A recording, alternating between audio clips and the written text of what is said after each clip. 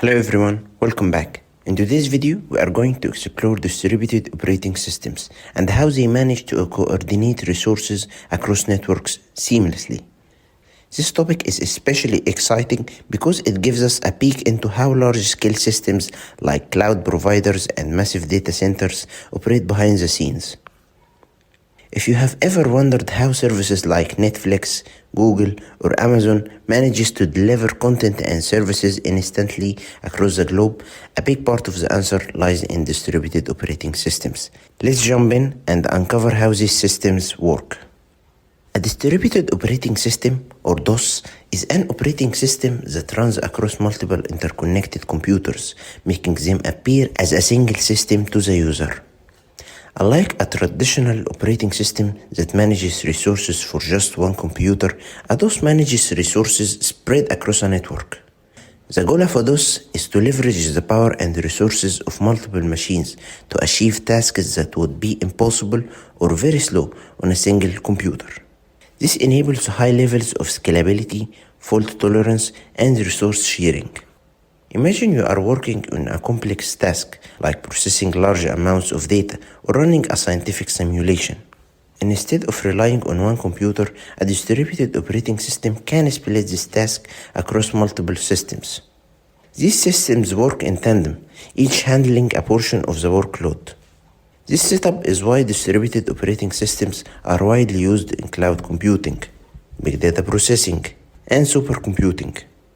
Distributed operating systems have several essential components that enable them to operate smoothly across networks. Here are some of the most important ones. Number 1. Transparency. Distributed operating systems aim to make the network's complexity invisible to the user. Users interact with the system as if it were a single computer, regardless of the fact that resources may be spread across multiple locations. This includes location transparency, where you don't need to know where files or resources are stored, and access transparency, where you don't need special permissions to access resources on another machine in the network. Number 2. Resource management. In a distributed setup, resources like CPU time, memory, storage, and network bandwidths are spread across several systems.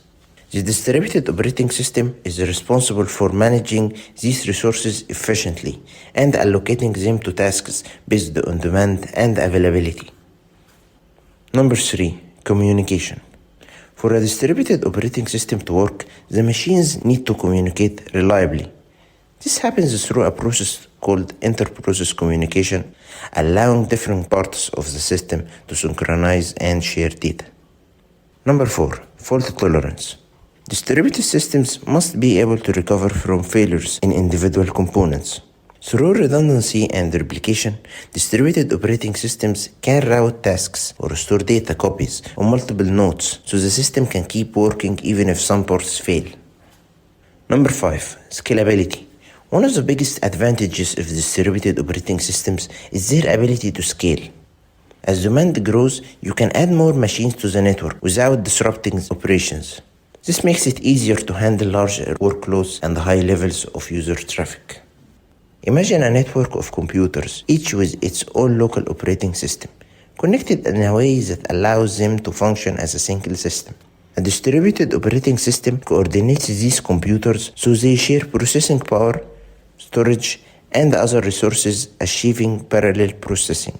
This structure allows distributed operating systems to split tasks across the network and processes them simultaneously, speeding up complex operations.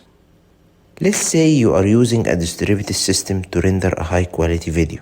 Instead of waiting hours for computers to finish, a distributed operating system can assign different frames to different machines, significantly reducing rendering time. This is why distributed systems are so valuable for tasks that require heavy processing, like scientific research, financial modeling, or artificial intelligence training. There are several types of distributed operating systems, each suited for different use cases. Number 1. Clustered systems. These systems connect multiple computers to work as a single unit, often in the same location.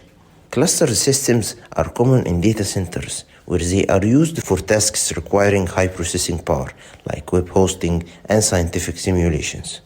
Number 2, grid systems. In grid systems, computers from different locations work together on complex problems, even if they aren't physically close to each other. Grids are often used for applications that need massive amounts of processing power, such as climate modeling and genetic research. Number 3, cloud systems. Cloud operating systems manage resources for cloud service providers like Amazon Web Services, Microsoft Azure, and Google Cloud. These systems offer resources over the internet on demand, allowing users to rent processing power and storage without owning physical hardware. Distributed operating systems offer several benefits. Number 1, increased processing power. By combining resources from multiple machines, distributed operating systems can handle much larger and more complex tasks than a single system cloud. Number 2, fault tolerance. Distributed operating systems are designed with redundancy in mind, meaning that if one machine goes down, another can take over without interrupting the service. Number 3, scalability. Adding more resources is relatively easy, making it possible to handle growth in user demand without a drop in performance. Number 4, resource sharing. Resources like files, databases, and the processing power can be shared across the network, making it efficient for users and the processes to access what they need without redundancy. Distributed operating systems are at the core of many real-world applications, especially in cloud computing. For example, number 1, social media platforms. Platforms like Facebook and Instagram use distributed operating systems to handle millions of user requests simultaneously, ensuring that posts, messages, and images are accessible anywhere in the world. Number 2, video streaming services. Netflix and YouTube rely on distributed systems to stream content to users around the globe with minimal latency. Number 3, research and development. Organizations like NASA and CERN use distributed systems to process large volumes of scientific data, allowing them to conduct research that would be impossible on a single machine. Managing a distributed operating system comes with its own set of challenges. Here are a few. Number 1, security. Ensuring that data and the processes are secure across a network of machines is a huge challenge, especially in systems exposed to the internet. Number 2, network latency. While distributed systems offer immense power, network delays can impact performance, especially in global setups. Number 3, synchronization. Keeping all parts of the system synchronized is critical for consistency and performance, but it can be challenging with distributed resources. Distributed operating systems are a powerful innovation that allows us to solve some of the world's biggest problems by distributing tasks across networks. Whether it's streaming your favorite show, connecting with friends online, or powering complex research, distributed operating systems can play an essential role in modern technology. If you found this video helpful, don't forget to like, subscribe, and hit the notification bell so you don't miss any future videos. Thanks for watching, and I will see you in the next one, inshallah. Assalamu alaikum.